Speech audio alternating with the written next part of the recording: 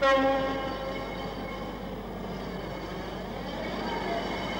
birth of a train.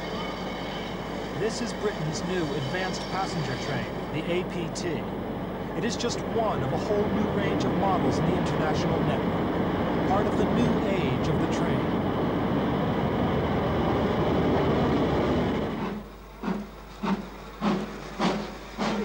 Trains have been with us for a long time. They've been a main source of passenger and freight transport for far longer than the automobile or airplanes.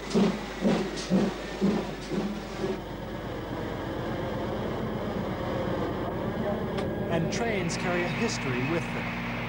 They helped transform modern society, aided the Industrial Revolution, and opened up the world. The evolution of railways and trains tells of settlement in many newer countries, and of the rise of industrial power in others. Today, we look at some of the fast trains now in operation. And one thing seems for sure. Prophecies of doom for rail transport in the middle of this century were incorrect. Trains had a rebirth in the early 70s. But the real advance in high-speed rail travel came in Japan almost 20 years earlier.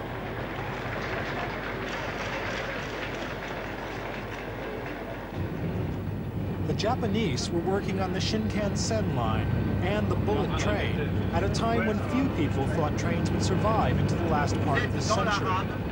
Hideo Shima, now considered one of the great railway engineers of the century, insisted that a brand new railway, for passengers only, could pay its way. The result was a new line from Tokyo to Osaka and the new bullet trains.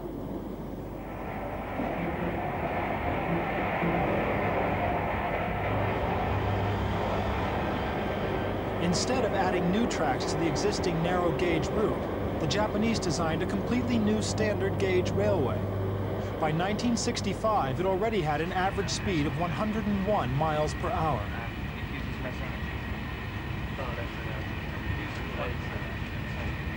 Today, bullet trains take just 4 hours and 10 minutes, including 3 stops, to cover 424 miles from Tokyo to Okayama on the Japan seacoast.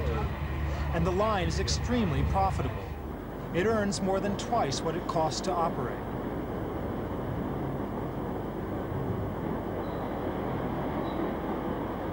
But the Japanese are not content with the success of their bullet. The Japanese National Railway has had to pay out to many people who complain of the noise it makes. So a consortium of Japanese and West German companies is working on a floating train. It will have no wheels or moving parts, and it will glide silently at the speed of an aircraft. There's been a lot of research done into the floating trains. The French government backed the development of this aerotrain in the early 70s.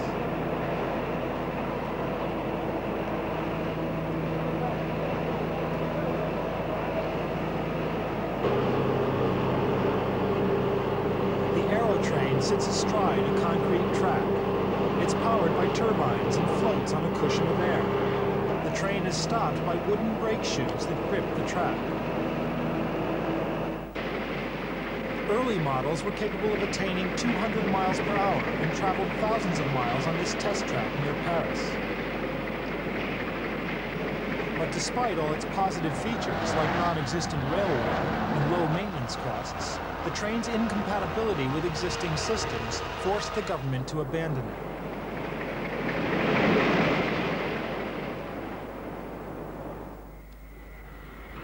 In 1970, the French government decided the future was in the Train Grande Vitesse, the TGV.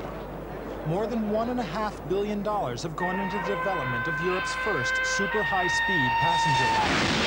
It is the fastest train on Earth, capable of speeds of 236 miles per hour.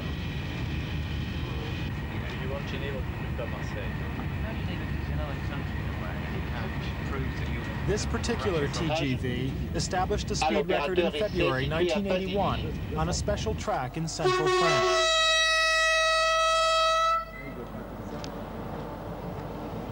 The most striking feature of the TGV service isn't necessarily the train. It's the newly built track. But the combination of the two has resulted in the so-called Concord of the rails.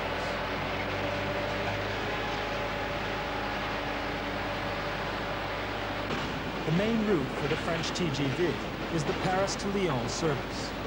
When the last section of the special track is completed in 1983, it will take just 2 hours to get from Lyon to Paris. That's half as long as it would take in any other fast modern train.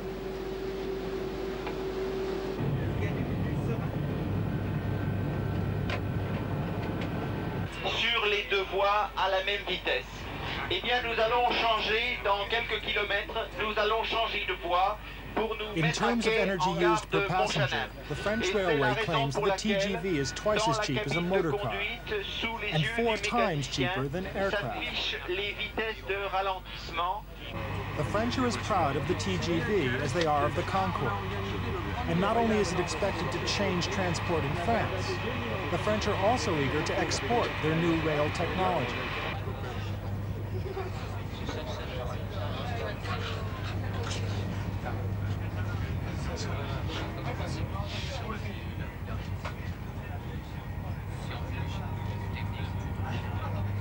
In Britain, the 70s saw the parallel development of the diesel-powered high-speed train, along with the advanced passenger train. Britain's problem was how to incorporate British Rail's winding 19th century tracks into an up-to-date rail system.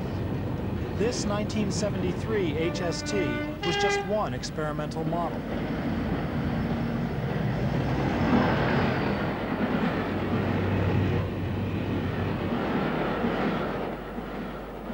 In 1976, British Rail put their high-speed trains into service. They are diesel-electric powered, and they run on standard rails using standard wheels. But a new bogie enables higher overall speed.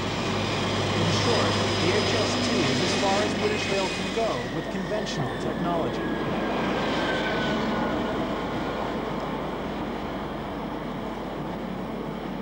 Though top speed is 125 miles per hour, Britain's old and curvy tracks cannot safely maintain that speed.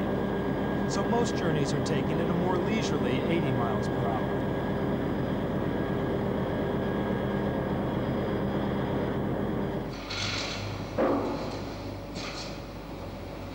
Research into the advanced passenger train, the APT, began as early as 1964, and it's had a very difficult gestation period. This is a device for studying tilting. The APT, like the HST, must run on an old conventional track. Engineers were therefore redesigning bogies, suspension, and braking systems, as well as creating the complicated tilting mechanism. The goal was to be able to take corners at 50% higher speed. But the other important point was to make sure that passengers didn't fall out of their seats when this was achieved. Without a successful tilting system, passengers would feel as if they were on board a ship in stormy weather.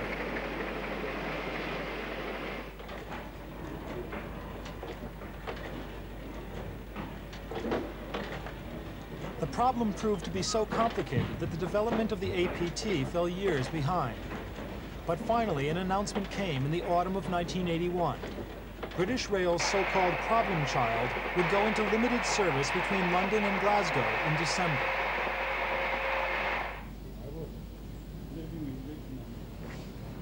There had been many changes in the design first conceived by British Rail engineers in 1964. One original idea was to drive the APT with gas turbines, but instead, it's electrically driven, with a single power car taking current from an overhead cable.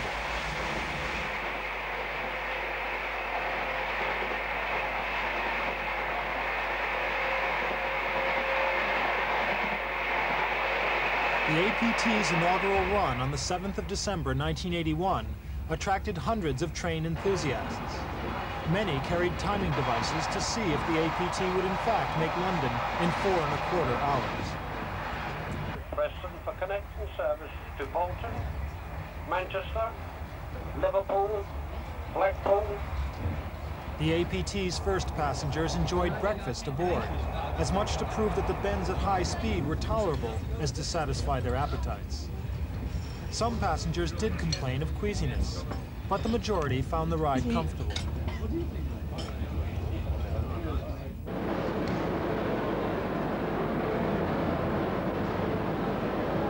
Euston Station, London. $75 million later, the APT rolls home to the relief and enthusiasm of British Rail. Plans immediately went ahead to run a daily service starting early in 1982. All passengers traveling on the special intercity APT service, please collect their boarding passes at the APT kiosk. All passengers traveling on the special intercity APT service. But the elation wasn't to last. Only a few days later, the APT ran into unprecedented wintry weather, and various problems forced it back into the workshop.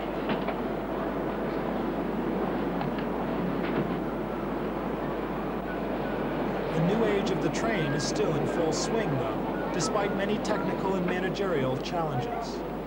At a time when energy costs are mounting and a global recession is biting at energy resources, rail transport is expected to become more and more important.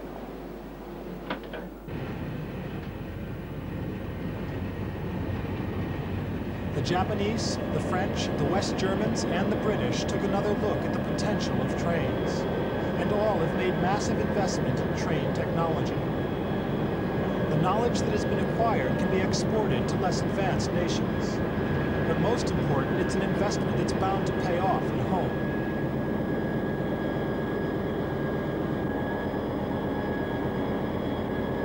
But for many train enthusiasts, it's the aesthetics that count too. From steam trains to super high-speed trains, just the sight and sound of trains is enough.